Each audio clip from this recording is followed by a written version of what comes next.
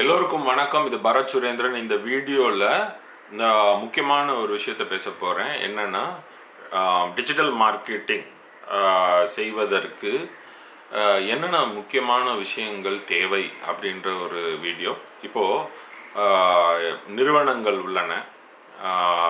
சிறிய நிறுவனம், பெரிய நிறுவனம், மீடியம் சைஸ் கம்பெனிஸ் எல்லாமே இருக்குது. இப்படி இருக்கும் பொழுது ஒரு நிறுவனத்திற்கும் அவங்களுக்கு முக்கியமான ஒரு விஷயம் தேவை என்னவென்றால் அவங்களுக்கு வேண்டியது வாடிக்கையாளர். இப்போ வாடிக்கையாளர்கள் இருந்தால் தான் அந்த நிறுவனமோ பிஸ்னஸோ இயங்கும் இல்லையா? அப்படிப்பட்ட வாடிக்கையாளர்கள் இல்லை என்றால் இப்போது என்னுடைய பிஸ்னஸ் இயங்குவதற்கு வாய்ப்பே கிடையாது. இப்போ என்னோடய பொருட்கள் வியாபாரம் ஆனால் தான் எனக்கு கம்பெனிக்கு வருமானம் வரும்.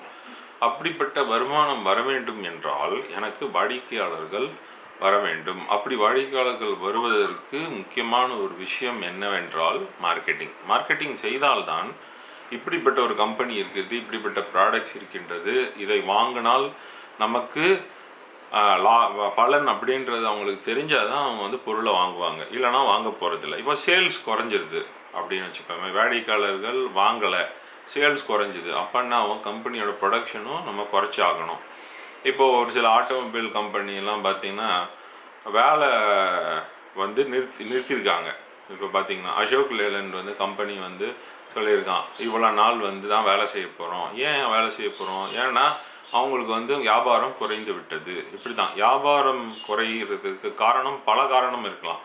எக்கானாமிக்கலி ப்ராப்ளம் இருக்கலாம், பல விஷயங்கள் இருக்கலாம்.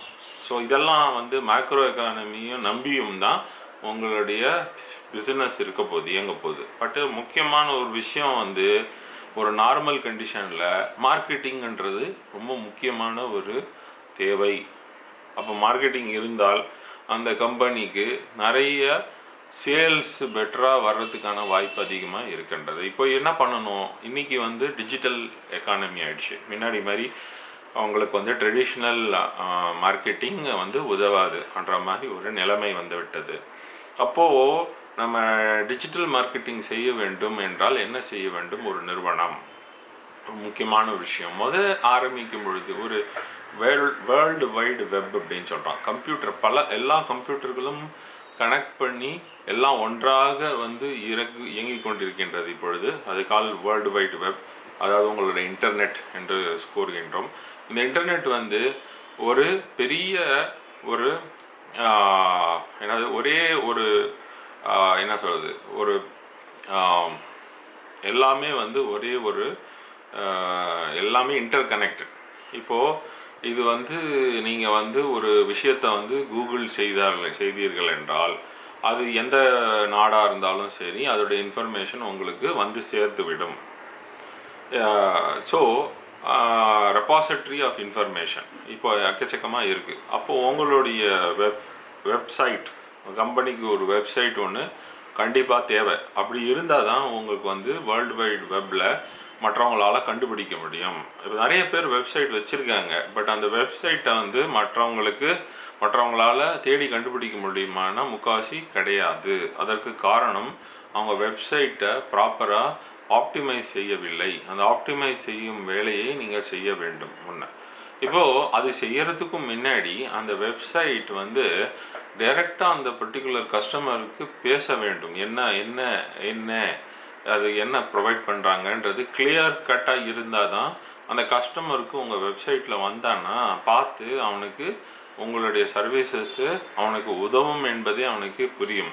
அது எப்போ தெரியும் என்றால் அந்த கஸ்டமருடைய உண்மையான தேவையை நம்ம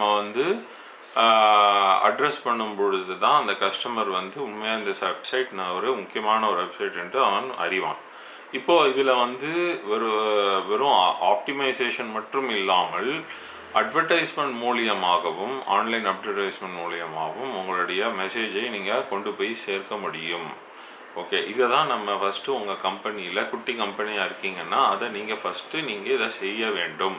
இதை செய்தால்தான் நீங்கள் அடுத்த கட்டத்திற்கு நீங்கள் செல்ல முடியும். அதனால் முக்கியமான ஒரு விஷயம், ஒரு கம்பெனியில் மார்க்கெட்டிங் பட்ஜெட் அப்படின்றத முக்கியமாக நீங்கள் செய்ய வேண்டும். இதை முதல்ல செய்யுங்க. அடுத்த வீடியோவில் நம்ம சந்திப்போம். See you. Until then, goodbye from Barath Surendran.